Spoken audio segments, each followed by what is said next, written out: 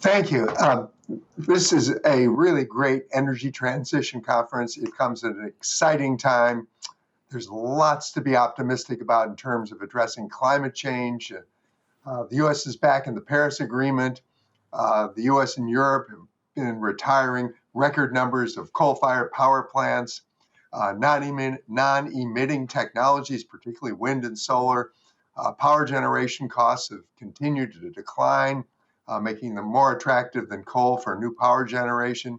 Battery costs have continued to decline, making it possible for transport to decarbonize without having to utilize large quantities of biofuels, and has moved it from the toughest nut to crack to a sector where we see light at the end of the tunnel. Mm-hmm. But there's still obstacles that remain to achieving Paris goals. New coal-fired power plants are still coming online, and while coal plants are being retired in many developed economies, natural gas power plants are replacing them.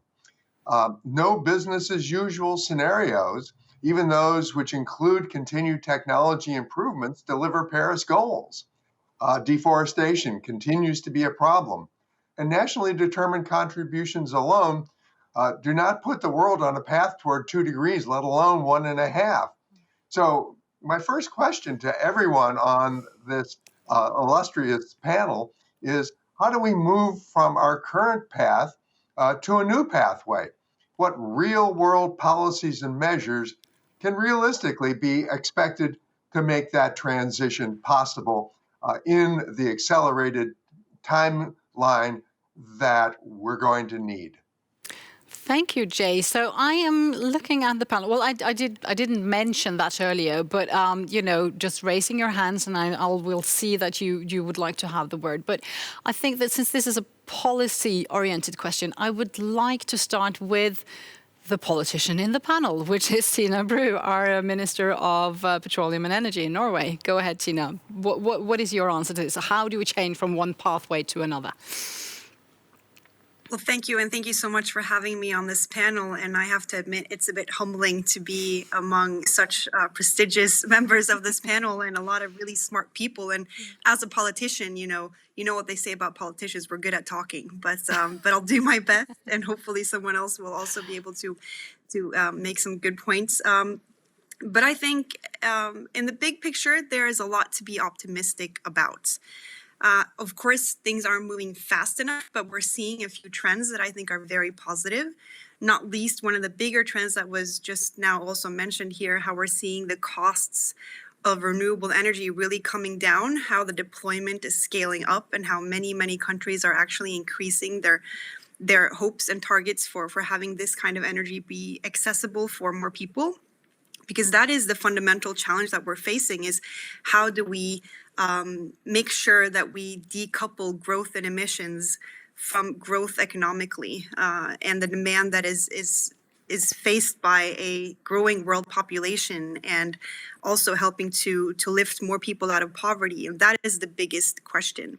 But I think decoupling it, the most important thing you can do is you have to have clear policy. Yes, you need some goals that you are reaching for, but you have to follow up with a framework that makes that possible. And that's been a really important part of the Norwegian policy around facing climate change, is to make sure that we have a framework that actually enables that and gives a clear economic incentive for businesses and industry and other sectors to cut their emissions and invest in green technology. That was the biggest part of our climate plan that we just put forth not that long ago, is putting in, being very clear that the price on carbon is going to increase, and that will give a clear incentive to actually cut emissions. But of course, there are many things that play into this, but that's one of the main important things, I think. I can't see Fusha now, but I know she's listening. And with her foundation being an important advisor to the Chinese government, maybe she has some reflections as well on Jay's question on how to get on the right path towards the green future. Fusha, are you there? I'm not sure if we can hear Fusha now. No? Well, in that case, Stephen or Seth, Does any of you feel inclined to reflect on Jay's question? Seth is raising his hand, so you're going to get the word first. Go ahead, Seth. Apologies if I jumped the line there, Stephen. I hope you don't mind. But for me, I mean, this is one of the topics that I've been focusing on most lately, so maybe it's top of mind for me. But finance for me seems to be a key area. And this isn't necessarily finance or policy focus from government. This is trying to get the right tools into businesses' hands so that they can properly account for climate risk. These are things that I believe in the long run, when you start really evaluating climate risk, you start seeing where the opportunities are for future investment. And that can really kind of grease the wheels, making way for quicker implementation of policy once it comes. So we know policy is coming. And what I think needs to be focused on right now is on the finance side to really get the engines going, so to speak, so that when the policy actually comes, change can happen more quickly. There's probably a lot of details on how that could happen. A lot of people have different opinions, but that's one of the big areas. And part of the reason I think that that is a major area of focus, or needs to be, is because we saw in Stephen's slide the share of financing that actually went to the energy transition from all these big recovery packages. It's quite small, and that's a shame. I think we missed a huge opportunity with some of those recovery spending. And so in the future, we have to change that. Then I would just like to have a comment from Tina there, because the tax stimulus package that your government presented was a topic for debate in Norway, because it was given to the petroleum industry in order to sort of keep their wheels running throughout the pandemic. And not giving the same possibilities and opportunities to the greener sector. Why did your government choose to go in that direction instead of spending more money into the green transition? Well, first of all, it kind of sounds like we didn't spend any money on green transition and only put forth a tax stimulus package for the petroleum industry, and that's not correct. Because yes, we did have a package that was pointed towards the petroleum industry to make sure that thousands of jobs don't disappear overnight, and that we saw progression in projects that we know are robust and good projects. But at the same time, we also came forth with funding in the areas of billions towards green transitions, for example, through our program called Green Platform. And we also recently, even though that has nothing to do with the pandemic, also put forth our investment decision for our full-scale CCS project. And that's also billions of Norwegian crowns. So it's not like we're not spending money also on that. But I don't really think there has to be an either or. I don't see why it would have been right to turn our backs to Norway's biggest and most important industry in the situation that we were in. I think it was very important that we did that. And this industry is also the industry that is carrying a lot of those new greener industries that we need to see grow for the future, not least, for example, offshore wind, carbon capture and storage, hydrogen development, etc. All those new potential sectors and businesses are coming forth on the shoulders of our oil and gas industry. And it's the same technology, the same competence that's playing into these other sectors. But I do believe it's possible to do two things at once. And that's what I think that we have done through the pandemic also here in Norway. So I guess it's more like a question of proportion. You know, the proportion and the balance between these two. And Stephen, what you're relating to were exactly that, the proportions, and maybe the balance wasn't that good. I guess that was one of the points that you were making in your presentation. Would you care to elaborate on that, and also comment a bit on Jay's initial question? Yeah, sure. I think, more than proportion, it's really about the transition. It's really about how do you go from where we are today, which is a situation which is causing huge liabilities, huge risks, climate risks, nature risks, human health risks, essentially. How do you go from that situation to a situation in the future where those very same industrial capacities that the minister is speaking about actually propel the green transition forward. It's not always self-evident, but it does require this conceptual change. And I'm very encouraged by what's happening in the US right now. It's been a massive turnaround. In the summit last week, actually, and the pronouncements by the Biden administration to have emissions 2005 emissions by 2030 is huge. That's a huge return of a very large country to the stage. And I guess for me, it's all about this sort of mission thinking. And I think the European Union also had a very, very large effort. They called it the moonshot moment, or the man on the moon moment, I think is what the president called it of the European Commission. And that's what it is. We need to think, how do we get there together? Because for any one country, for any one sector, it really is too large. I think we should let the fifth person in the panel get something to say as well. I just have to inform you all that unfortunately Fusha had too much of a problem with her internet connection, so the Chinese perspective is falling out unfortunately for the rest of the discussion.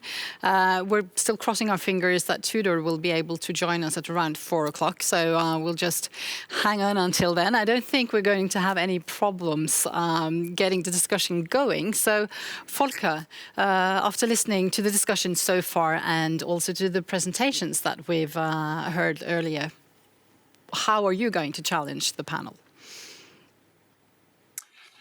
Yeah, I mean, it has been an interesting discussion, and I fully agree with the rest of the panel and the presenters that we have seen promising signals. On the other hand, not everything is rosy.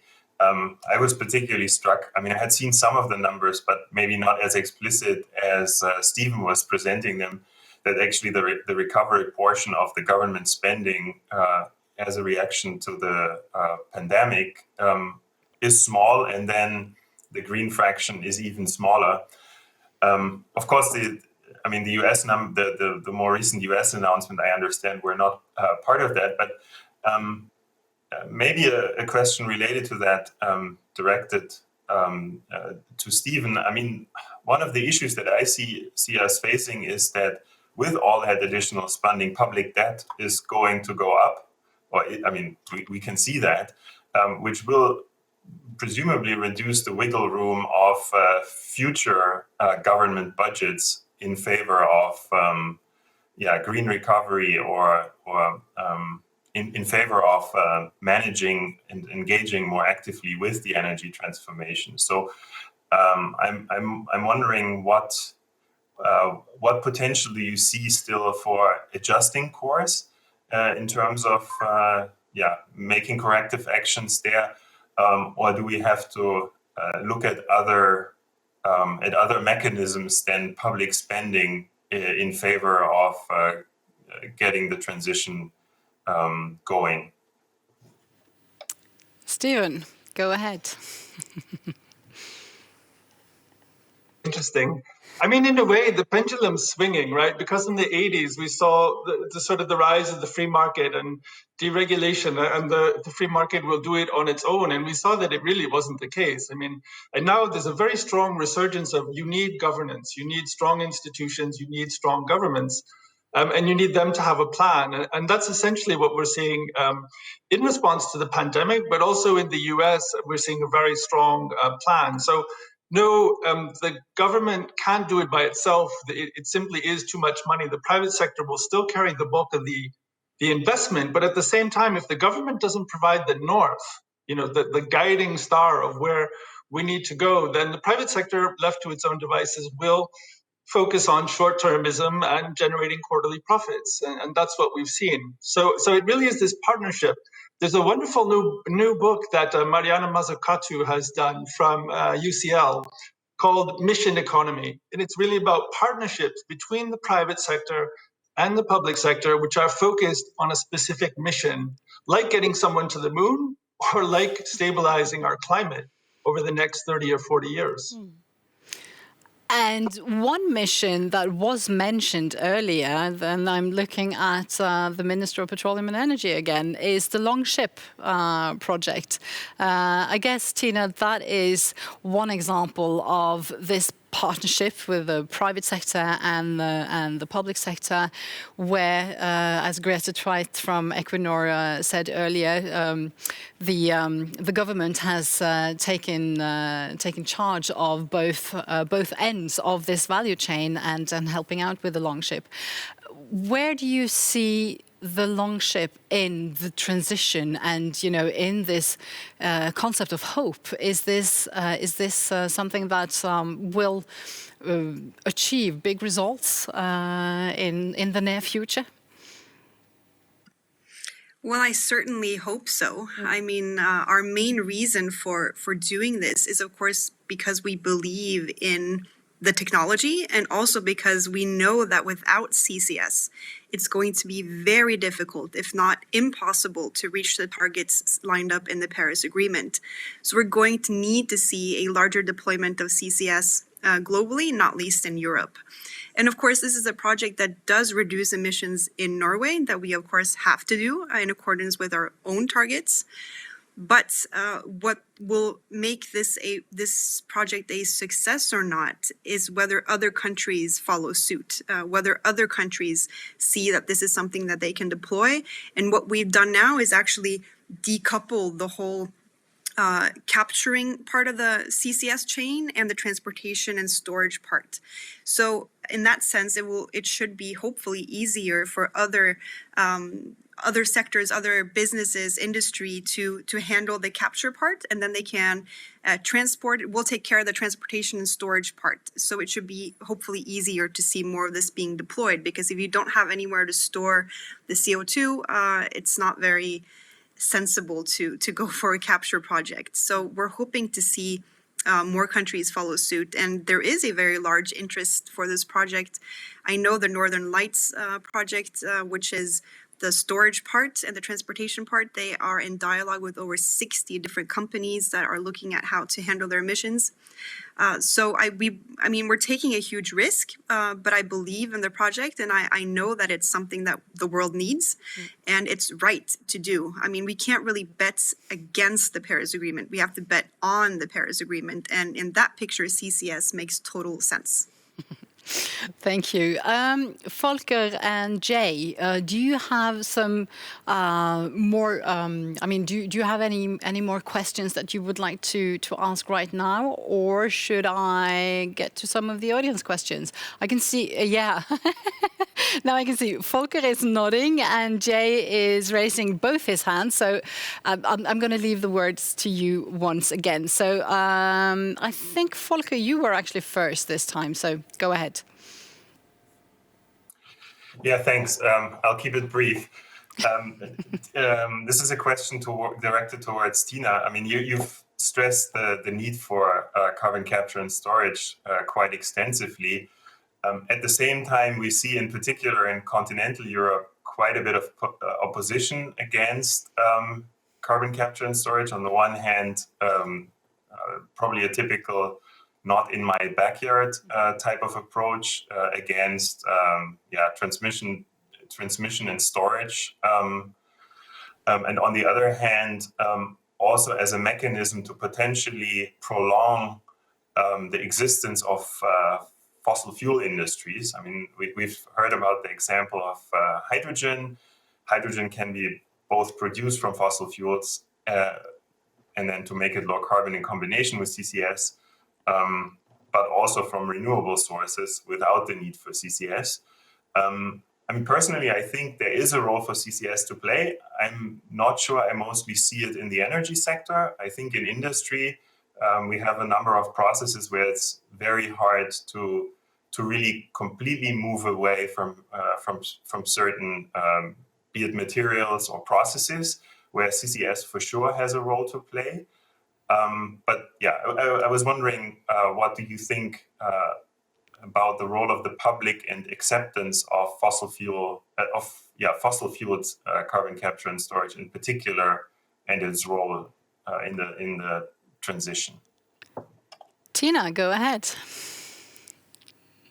Well, first of all, I agree with a lot of what you just said. And it's important for me to stress also that the Norwegian CCS project is on industry. It's not in relation to gas or power production. It's for industry processes. And the first part of the project is a cement factory. And we're also looking at hoping to realize it for a waste incineration plant. And that's two examples of a type of industry that you're going to need also in a low carbon future. You're going to need cement. You're going to need some way to handle your waste. So for me, CCS makes very much sense on those kinds of processes. And I also agree that there has been maybe not always such a very positive attitude towards CCS, but it's really my impression that this is shifting. I think a lot has happened the last few years. I think we're seeing more positive attitudes towards CCS from countries that formerly were more skeptical. And I think it has to do with everyone kind of realizing what it's going to take to reach the goals set in the Paris Agreement. It's going to be very, very hard. And there really is no way to keep, for example, jobs in industry in Europe if you don't have some way at handling the emissions.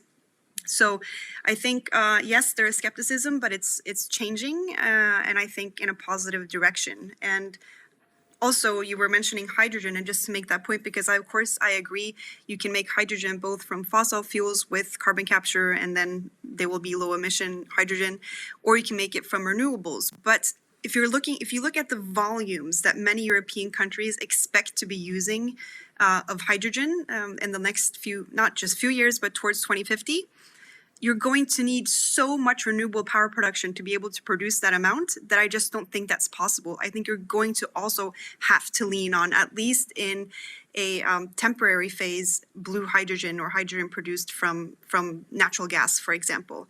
And so, I mean, we need hydrogen in big volumes, and the main point has to be that it needs to be with low emissions. That's the most important thing. And I don't think you can solve all this with just green hydrogen or no CCS, basically. But I also agree with a lot of what you said. Thank you. Now I can see Volker is nodding, so I think he's satisfied with the reply there. Now, Jay, you wanted to say something too, and I just want to add to Seth and to Stephen that feel free to raise a hand whenever you want to comment on anything. Just, you know, this is a bit different than sitting together around a table or, you know, I'm here alone in my studio, so usually I would have had the pleasure of having you all surrounding me, but so just be physically active. So Jay, I can see that you are ready to challenge the panel some more. Go ahead. Right. I really was gratified to hear the panel bring up the financial issues that surround making this transition to pathways that will be Paris compatible. One of the issues in the larger finance question, I think that doesn't get much attention, is what's the role of the central banks, like the Federal Reserve in the United States, or the Bank of England in the UK, or the Deutsche Bundesbank, or the People's Bank of China, or the Reserve Bank in India, in ensuring a rapid transition from existing energy and technology-based economies to one consistent with Paris goals, while simultaneously avoiding inflation and going through the pains of recession. Mm-hmm. So I'd like to see the panel's thoughts about that problem.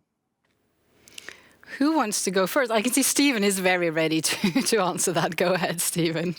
No, I just think it's a great question, Jay. And you know, you look at the 15 trillion figure, and that was that's government spending. It's just fiscal policy. That doesn't include monetary policy. And you're right. At the same time, we have reports around 6 trillion in central bank purchases. So these are quantitative easing. These are asset purchases. But, you know, it's very interesting because you saw Christine Lagarde in the European Central Bank making a push towards climate-aware quantitative easing or climate-aware asset purchases. And she kind of got pushed back and said, no, that's not really part of monetary stability right now. And at the same time, you're seeing a lot of people coming in, including the new head of the IMF, Kristalina Georgieva, who says, no, climate risk is material. It's central. It's material to our economic prosperity. It's central to stability. So I think there is a real role to play of the central banks when they're making these asset purchases. There's also a distributional question, because when you're holding up asset prices, you're essentially benefiting asset owners, right? And you could say, okay, there's a trickle-down effect. It's very important to avoid a crash. Yes, but at the same time, you're supporting asset prices rather than supporting the real economy necessarily.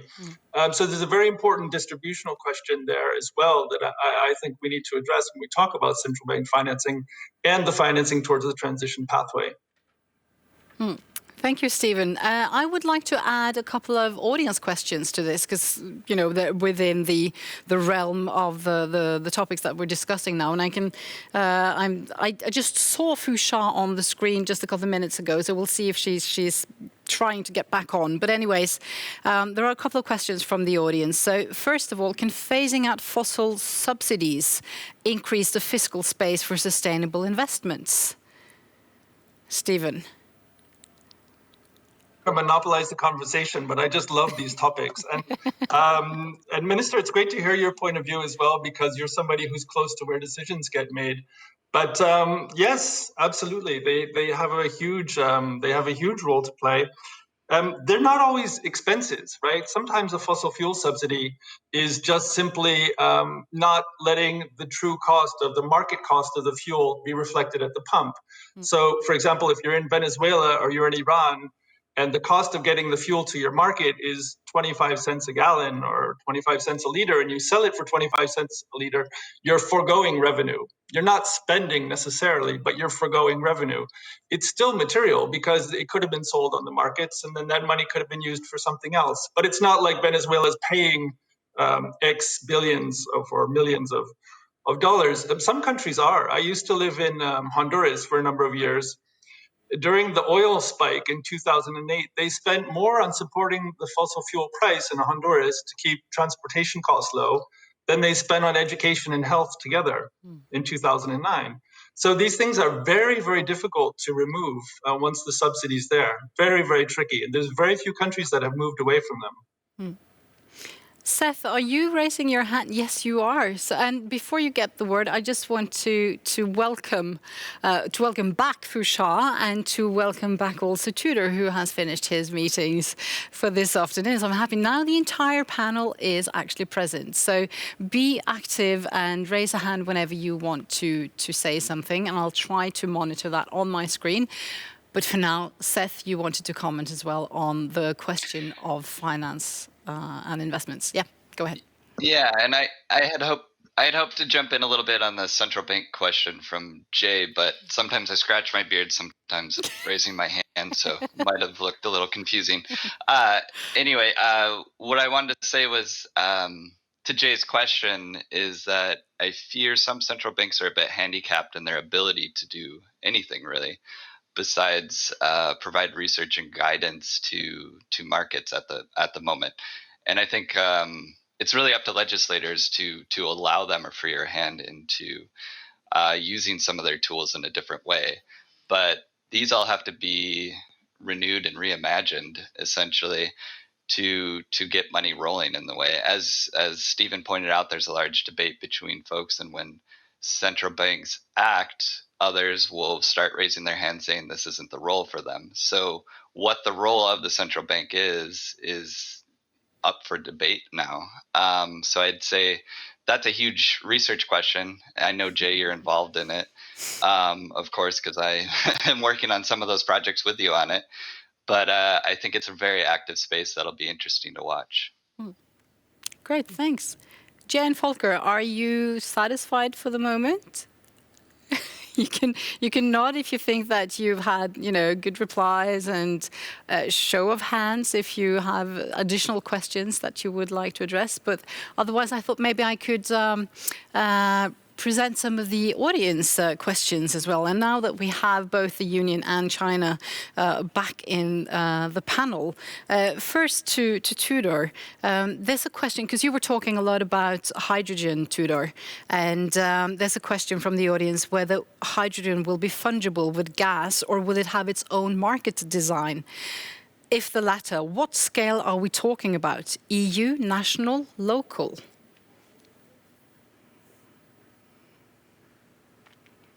Thank you for the question. And I think I would have to refer back to the hydrogen strategy.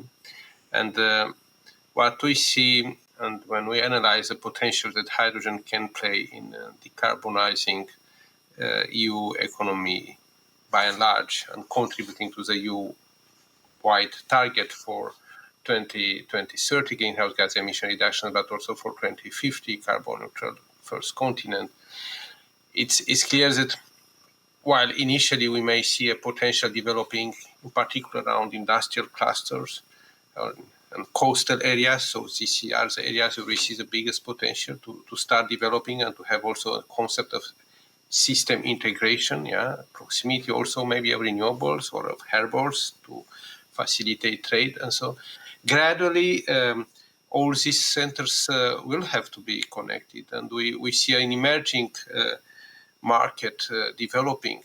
And depending on the distance, for certain distances, most cost-effective way is through pipelines, and there should be pipelines, especially transmission level at EU level, and this appears to be through repurposing, for example, of some of the gas infrastructure, one of the most cost-effective option. So in any case, we see an emerging market to be developed now, which to build up in terms of the market, to build up on the concepts, on the key elements of the energy markets and on the third package we had, but also to look into the future. And this is our aim for the end of the year, to come with a package for gas, which looks more into the issue of how we are going to decarbonize the gas system, to decarbonize this part of the energy system, which is based on molecules, and how to make more active role for renewable gases, and also for renewable gases of non-biological origin, including, in particular, hydrogen, but can be also, in some locations, synthetic methane also. So this is something which, and there is a public consultation, as you know, so this is part of what we aim to achieve.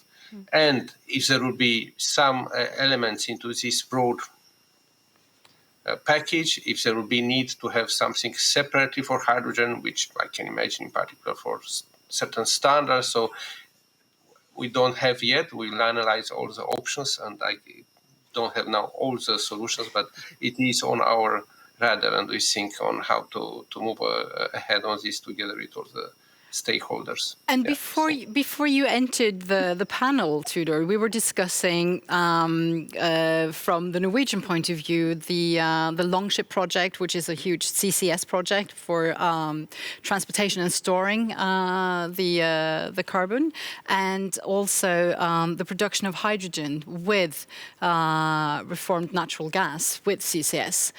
Where do you see that, the green hydrogen in your strategy in the EU?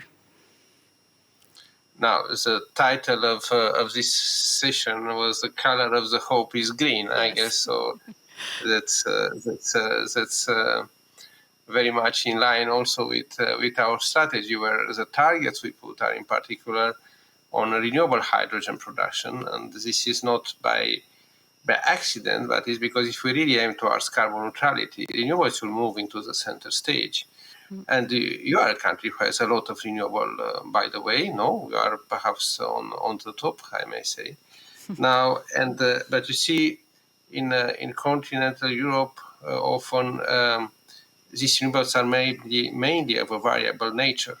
Now, even with the 55% greenhouse gas emission reduction target by 2030, it translates in about 65 renewable in the electricity generation mix. And this will increase even further. So it's clear that the priority is to stabilize the system, the grid. There's for large-scale energy storage in the broadest sense, as we have defined it in the energy page already, is becoming extremely important. And chemical storage through hydrogen has a key role to play to that. So, and subsequently, this is a hydrogen with the lowest emissions, so it can have the biggest contribution to decarbonizing, being transport or being fertilizers or cement or steel industries. Now, this is clear as a priority. At the same time, we know very well that 96% of the hydrogen which is used today is simply from fossil fuels, mainly steam reforming, gas steam reforming, but even from coal gasification, about 20%.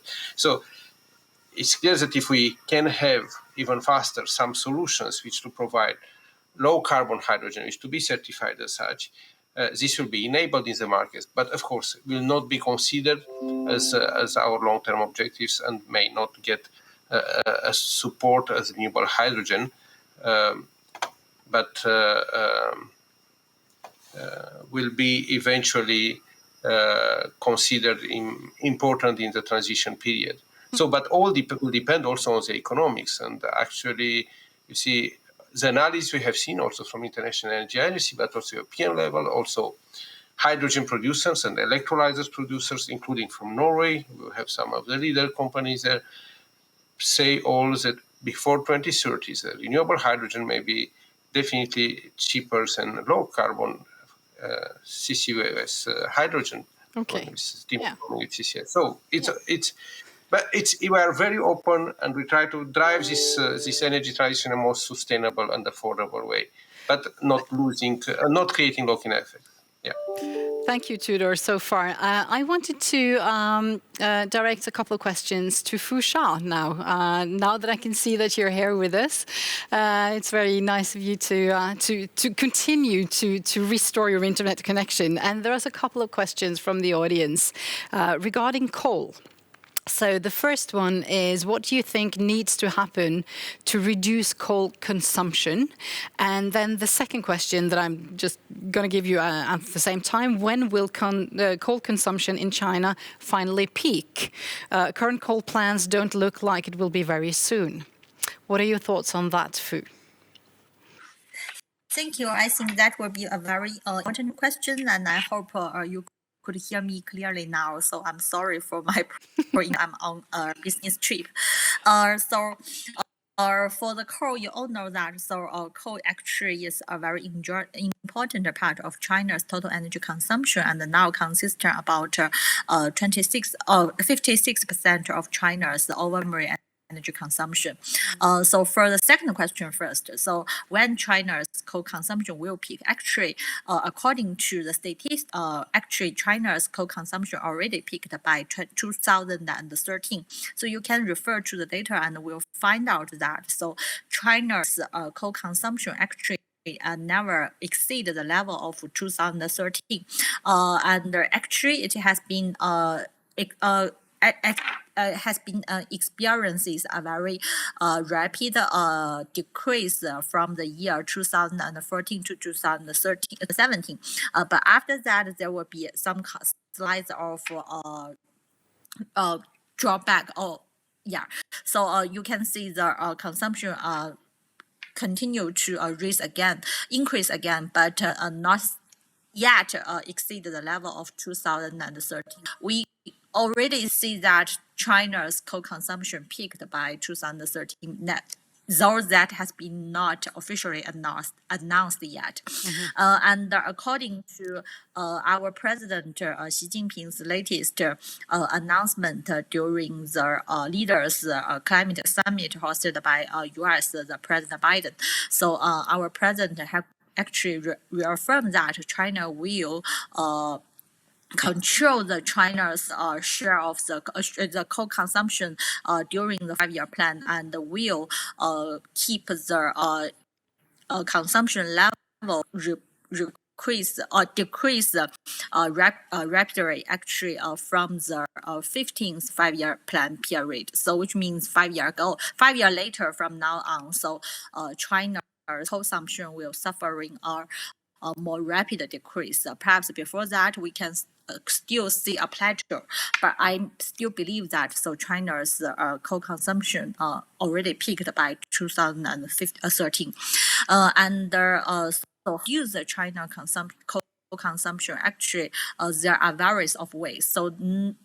Is a situation totally different in China as in Europe or in US, where of coal is consumed in the coal power sector, so which means that it's mainly for the power generation. But in China, that percentage is only around 58 now. So which means that almost half of the coal actually is still consumed in the big industry and also treated as a scattered coal.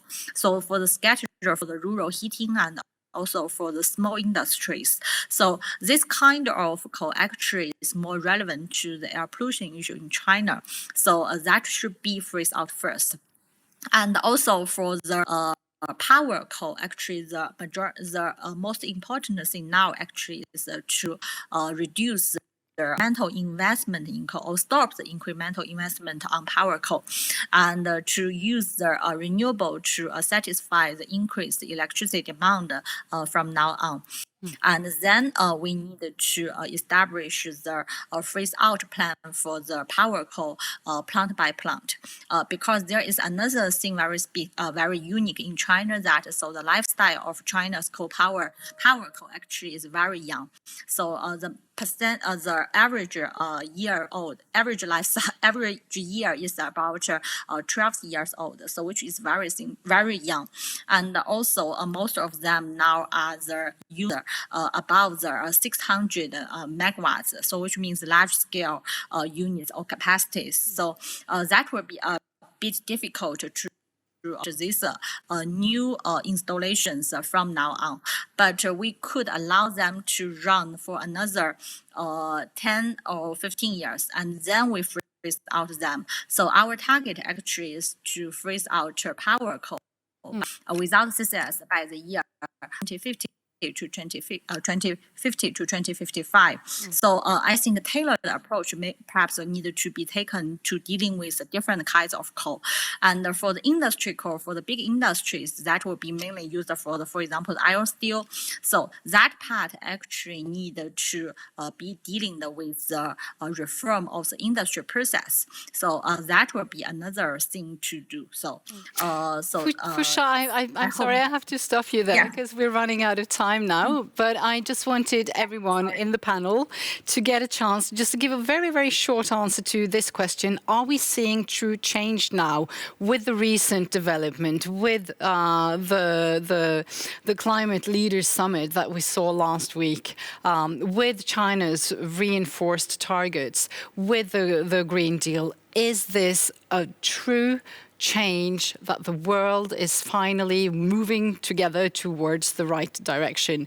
So this is mainly a quick yes or no answer question. So for everyone, I think I will just start, because the screen that I see, I have Tina, I have Tudor, I have Fu, Stephen, Seth, and then the two panelists can just wrap it all up. But we're actually running over time already, so just a quick answer to this. Tina, are we moving in the right direction now? Yes, but we still need to speed up and we need to do more. Thank you. Tudor?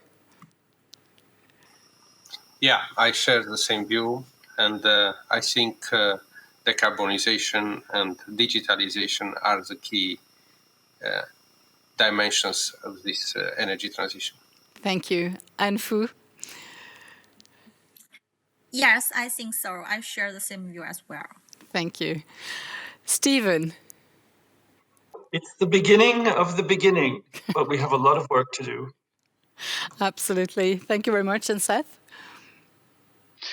Well, I'm not going to disagree with everyone, but no, yes, I agree.